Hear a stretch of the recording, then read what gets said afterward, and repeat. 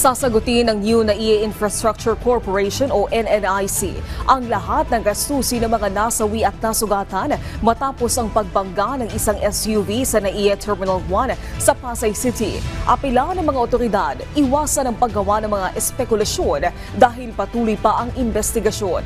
Si EJ Lazaro na Radyo Pilipinas para sa Balitang Pambansa.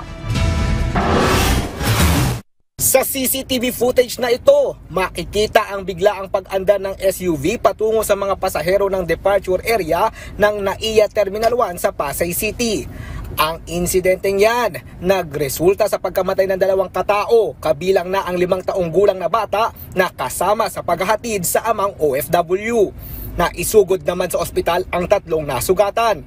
Agad namang nagtungo si Transportation Secretary Vince Dizon sa NAIA para mag-inspeksyon.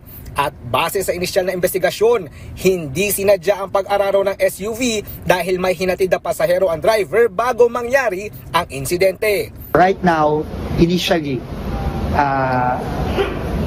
mukha namang hindi pumunta dito yung driver para managasa.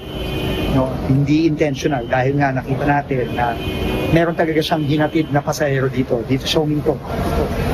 Somewhere here. Nagpasalamat naman si Secretary Dizon sa pamunuan ng NNIC matapos mangako na sasagutin nila ang lahat ng gastusin sa mga nasawi at nasugatan. Pasalamat tayo sa San Miguel Corporation kay Mr. Ramon Angal at sa kanina. Kinumit niya na lahat ng gastos ng namatayan, ng mga na-injure,